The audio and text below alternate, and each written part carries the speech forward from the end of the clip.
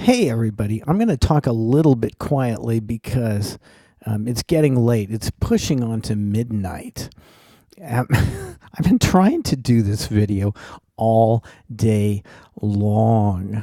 I had fun making some different colored text in little dealy bob whatevers. That didn't take so long. Well, a little bit, but I want to give you some examples. And big thanks to Bo, or is it B, and then the letter O, because Bo said, "Why don't you give some examples?" And I think, well, it's like my head is like, well, oh, duh, yeah. Why didn't I think of that? So instead of laying out an overall thing, we're going to look very specifically at something my mom said to me and how I reacted, how my thoughts reacted, and how the meaning of the word need and other words like should and can't got really energized. Words like bad and wrong, as if, yes, it's bad and wrong what my mom just said to me, and the situation's bad, and it shouldn't be like this, and so forth. Because that creates all kinds of internal disharmony, including guilt. So I'll maybe speak with you directly here. Okay, here we go. So my one of my brothers and my sister and I were helping my mom move. This was in the 90s, and she was being micromanaging in the extreme. And so she wanted up to maybe dozens of things in a box. She wanted everything to be. Sometimes she wanted everything to be placed, exactly so. And turn this other way, and no, put that. No, put this other thing in here, and it was just whacked. And so. Nothing against my mom. She was amazing in very good ways as well. But this was a case where she was amazing in a way that was very difficult. So, and if you've had a parent or somebody micromanaging in some extreme way, it would be wonderful to hear it in the comments, perhaps. Or if there's an issue that you're dealing with right now, then you could email me. I'll give my email at the end of this video. So, what happened after all this time? Then she said to me, when I was continuing to resist, and I'm glad I resisted, I could have resisted way more. She said, when my parents were moving, Hillary, I did whatever my father wanted me to do. So, I mean, there's like this gigantic WTF hanging in the air in front of me, and it was like my soul hit the roof of my head or something. And I flung my arms in the air and I rushed out the door. I don't remember what I said. It was too long ago, but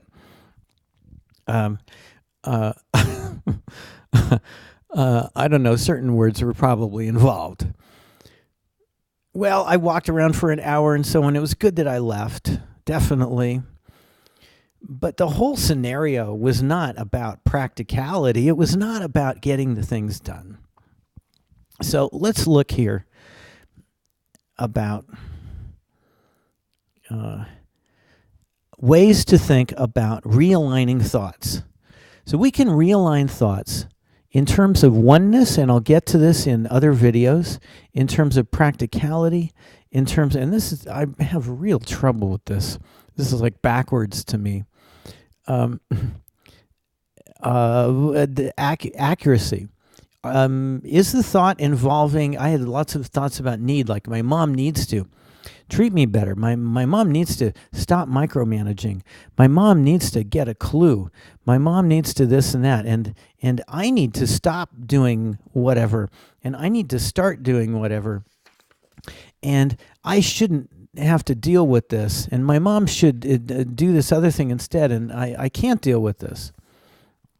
So these key words, including bad and wrong, which I didn't include here, and even the word worth, like my self-worth, what's my self-worth? Well, these thoughts of need and should and can't and so on, they were not practical. They were not accurate. And they interfered with my ability to experience love. Love is not something we have to get to. We don't have to take any action for love to happen, but rather we can get words like need and their meanings out of the way. When at the moment that I had no sense of need, I felt absolutely wonderful. Now, do we require oxygen to breathe? Sure. That's a contingent thing. Oxygen is needed if we want our bodies to continue to function.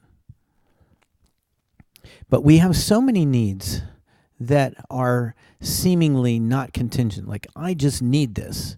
I need her to do what I want her to do, and I can't take it anymore. Need and can't tend to reinforce each other, and should is in the mix, and should encourages bad and wrong. So what do we do? Well, one thing we can do is we can say to ourselves, okay, is it practical? Is it really accurate? Is it interfering with love? And then another one involves the idea of the universe being a single thing, which quantum entanglement shows us in several ways. We'll get to that in other videos. And then we can replace thoughts. Let's look at we can replace thoughts, and in doing that we are changing our thinking. Our thinking can be understood as a 3-layer cake. And Happy Guilt Day, it's a wonderful Happy Guilt Day. It's the best day ever for guilt. Just kidding, of course. I hope there's never a guilt day, unless it's just for fun somehow, and nobody feels we're at a time 30 years from now or something when there's much less guilt on the planet. Anyway, we can think of thoughts as being in layers. The top layer is what we're conscious of. And then the conscious thoughts imply other thoughts, and we may not be conscious of these. And then all the thoughts together involve the meanings of words. Meanings of words grouped together and then get us feeling guilty and so forth. So guilt happens when people say things or do things like rolling their eyes up in the air and other things, and then we have this process of thoughts that are activating meanings, and then we get this wonderful throne of guilt, a gilded golden guilt throne. It's so pretty. Or not. Dealing with thought X. What is thought X? Thought X is any thought that is conflicting with these guys. And I just noticed recently, or just a couple hours ago as I was doing this, oneness, and this spells Opa. It's like Opa, love, or Pa, love. Pa could mean father, so father love. That's cool. And also pal. So it's a pal. So opals have all the colors, and a nice opal will show you all the colors in the spectrum, and so it's like multifaceted, you could say. So we can take a multifaceted approach. And I'm going to flip through these quickly. We'll get to these in another video. You can pause and screen capture if you want. And I was trying to scroll from crooked, and boy, that didn't work. So let's look at one example. My mom needs to treat me better. Was that a practical thought? Well, clearly we've already seen it was very impractical because there was this big hour lost when I walked out, and because I said a couple things, and because I walked out, there was this big patching up time to do, and so all this time was lost, and we didn't have infinite time to help my mom pack and move, and so it was not practical. Instead, I could have spoken with more akin to love, but I was I was afraid to, and that's part of why I blew up. And guilt was in it too, because guilt was adding to the pain, which added to the blow up, and so forth. Because pain increases our anger. Without pain, there's not much to get angry about. So, was need accurate? The idea that my mom needs to treat me better. Well, it wasn't accurate because, well, first of all, she was going to do whatever she was going to do. So need is, in this case, was like a fantasy. Like, yeah, good luck. I mean, not that my mom was terrible. I'm not trying to say that.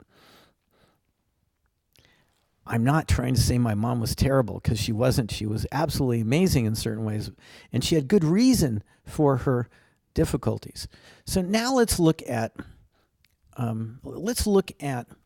more accurate ways to think.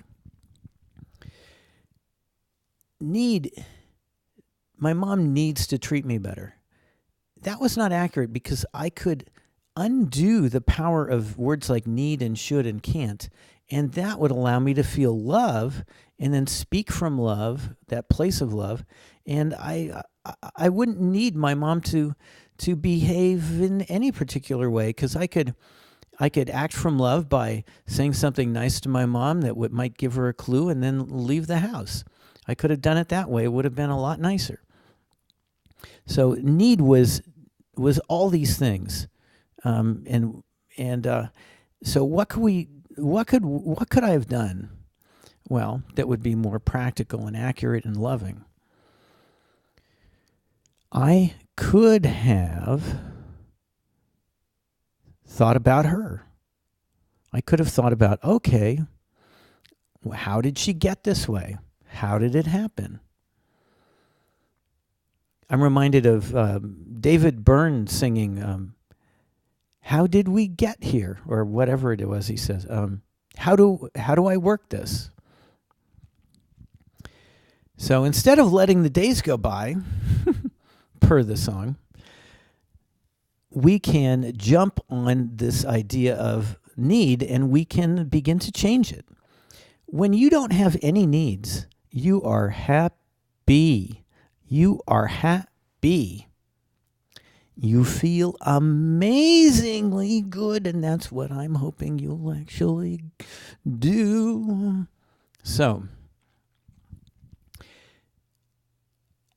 I'm not explaining nearly enough today. I think I'm going to go back to this. This is good enough. I'm not explaining nearly enough, but it's a start. Impatience isn't going to help, but impatience is natural at this point because there's been so much pain. Why are people so impatient on the web? Anonymity is only part of it. People could be anonymous and completely patient, but impatience exists because of pain, inner pain. Like, I'm not liking this because I'm feeling pain. So how could I understand my mom more? And by understanding her, I would see that she is the reason for what she's saying, not me. And so then I wouldn't feel guilt. So this is something that I started to do in the 90s. And I did it more and more, especially in the late 90s. And here's one way that it works. I think of like pain as like a sculpture, and you look at it from many different angles, and then you figure out its structure, and then it goes away. So what is the structure of my mom's pain? Well, her mother mistreated her quite a lot. in one particular major way. Her mom, my mom's mom, my grandmother, sent my mom to boarding school. She also sent my mom's brother to boarding school. But my mom's brother, after a week, really wanted to go home. And my grandmother said, okay, you can come home. You can come home, Bob, but not my mom. And so there was this horrible comparison for my mom of my brother getting to be with his mom and dad too. I don't know why my grandfather wasn't involved, but apparently he wasn't somehow.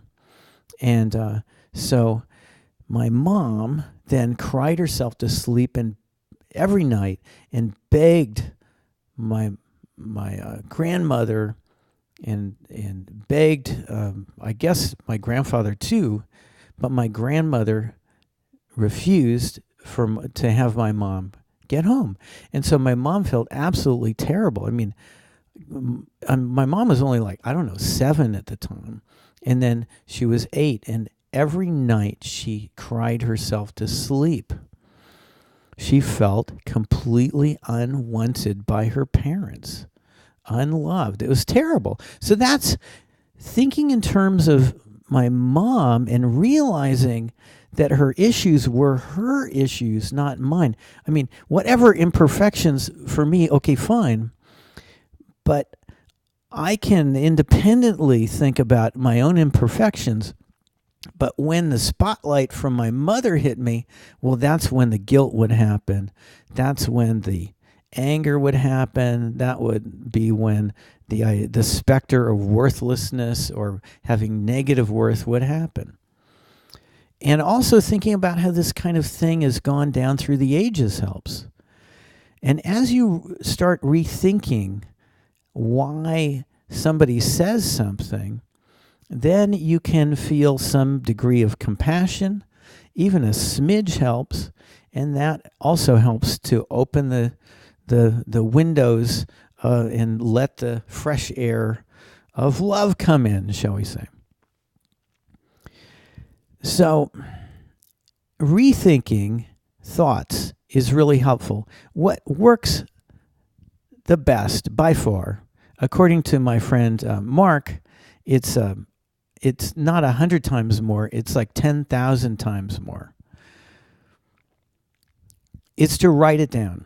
So you write down a thought. My mother doesn't respect me, whatever it might be. My mother needs to respect me. If you can write it in terms of need or should or can't or have to, then you really start to drill down from the conscious thoughts to the less conscious thoughts.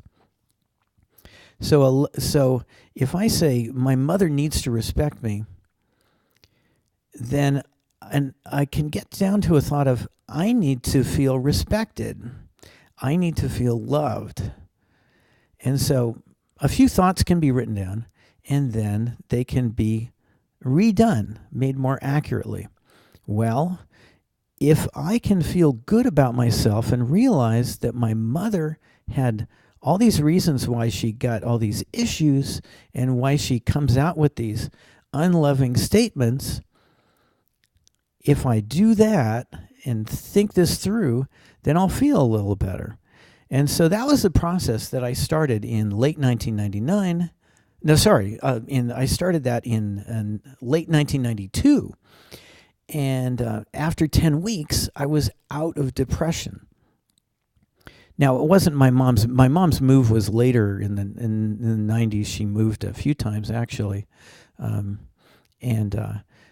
So that was not the particular issue at the time. But there were other issues. Like I was working on my mom's house, trying to help her with the house. But then she would come up with certain statements.